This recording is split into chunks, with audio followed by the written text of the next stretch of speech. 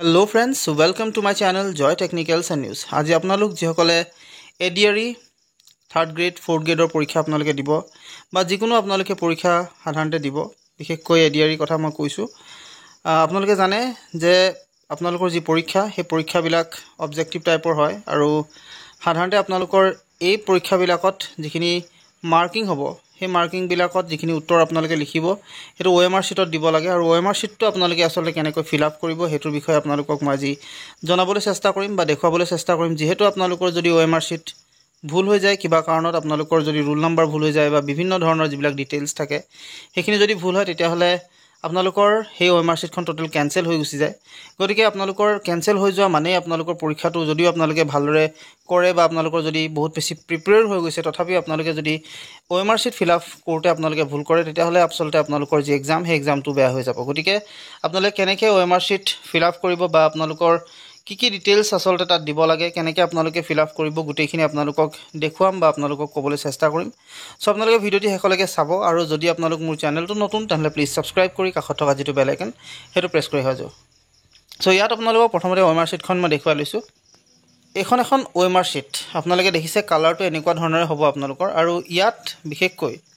আপোনালোকৰ যি roll number সেই ৰোল নম্বৰটোৰ ঠাইত যদি আপোনালোকে চাই তেতিয়া হলে দেখা পাব ৰোল নম্বৰত এটা বক্স খালি ঠাই দিয়া আছে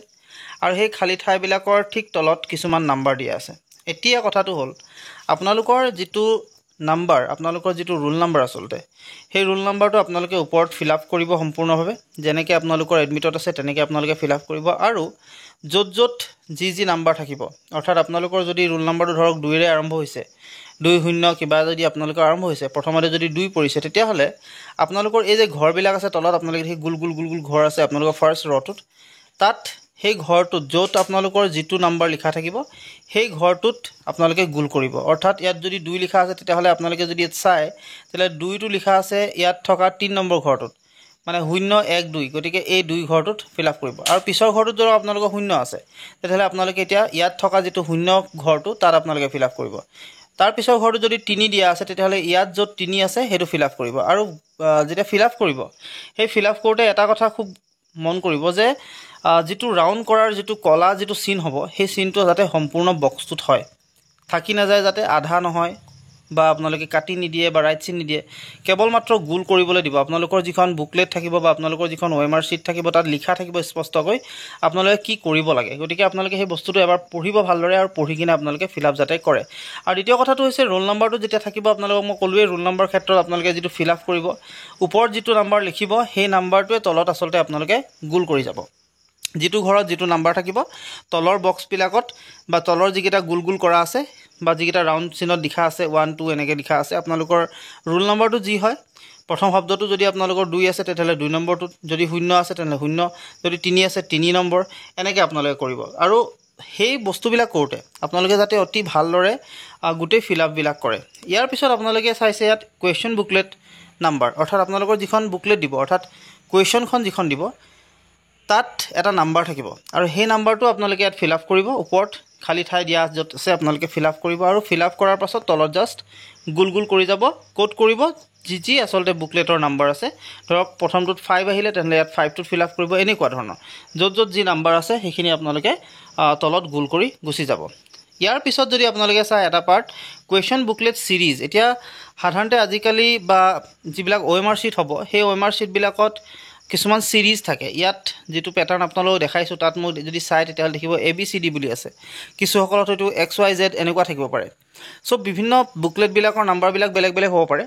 কিন্তু আপোনালোকৰ যেটো বুকলেটত সিৰিজ পাব আপোনালোকে যদি বুকলেটটো চাই তেতিয়া হলে তাৰ ওপৰত লিখা থাকিব সেই বুকলেটৰ সিৰিজটো সেই সিৰিজটো এই ওপৰৰ বক্সটোত ভৰাব আৰু ভৰোৱাৰ পিছত তলৰ যেটো আসলতে আপোনালোকৰ নম্বৰ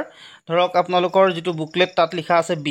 তেতিয়াহলে আপোনালোকে ওপৰত B টো ভৰাই সেই B টোৰ সমানে থকা যেটো গুল ঘৰটো আছে হেতু আপোনালোকে ফিল আপ কৰিব বা আপোনালোকে গুল কৰি দিব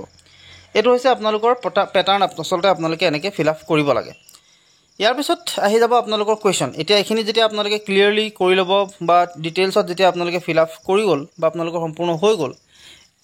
ভালদৰে আপোনালোক চাব যাতে গুলখিনি ভালদৰে হয় আৰু লগতে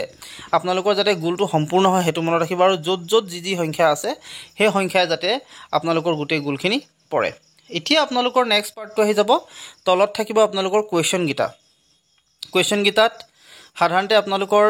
যিখিনি নাম্বাৰ কুৱেশ্যনত 1ত দিয়া থাকিব 4টা অপশ্যন 2টোত 4টা অপশ্যন 3টোত 4টা অপশ্যন প্ৰত্যেকতে 4টাকৈ অপশ্যন থাকিব যেহেতু আপোনালোকৰ কুৱেশ্যনবিলাকতো তেনেকৈ অপশ্যন থাকে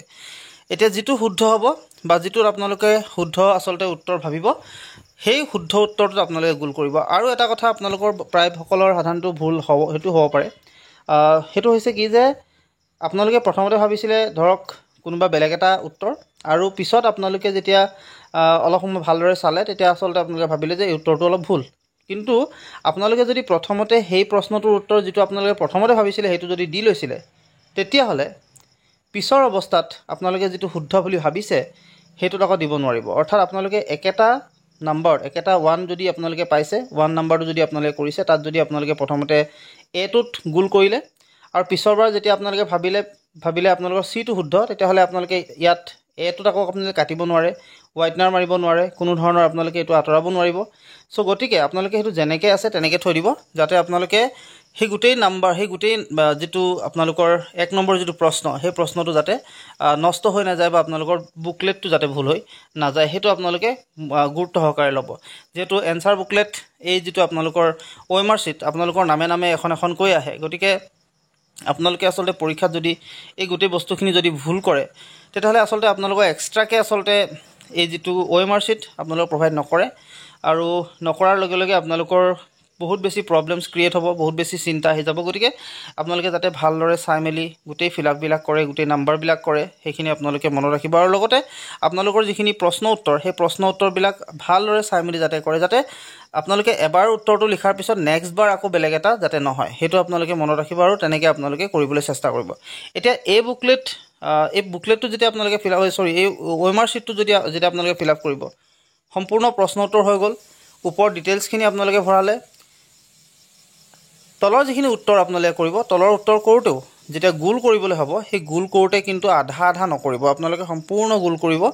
আৰু সম্পূৰ্ণ গুল কৰাৰ পিছত চাই ল'ব এবাৰ আৰু চাই কিনে আপোনালোকে হেতু তেনেকৈ ক্লিয়াৰ কৰি ল'ব ইয়াৰ পিছত আপোনালোকৰ যিখন যেটো আপোনালোকৰ ওএমআৰ শীট থাকিব তাৰ তলত আপোনালোকৰ হয়তো নাম বিচাৰিব গটিকে তাত আপোনালোকে নামবিলাক লিখিব ভালদৰে কেপিটেল লেটাৰে লিখিব পাৰিব বা আপোনালোকে স্মল লেটাৰ লিখিব পাৰিব যাতে স্পষ্ট হয় ক্লিয়াৰ হয় আৰু সাধাৰণতে সেইখিনি থকাৰ পিছত সাইডত আপোনালোকৰ যিজন তাত ইনভিলিগেটৰ থাকিব সেই ইনভিলিগেটৰে আচলতে আপোনালোকৰ সাইন কৰি দিব ভেৰিফাই কৰিব আপোনালোকৰ সো যাতে আপোনালোকৰ গুটেই ডিটেইলছখিনি ভৰাওতে ভুল নহয় ক্লিয়াৰলি আপোনালোকে কৰিব পাৰে সেইখিনি মনত ৰাখিব আৰু আপোনালোকক ইতিমধ্যে কলোৱে কেনেকৈ আপোনালোকে ফিলআপ কৰিব গুটেই প্ৰস্তুতিখিনি বা গুটেই আপোনালোকৰ এই ওএমআৰ শীটখন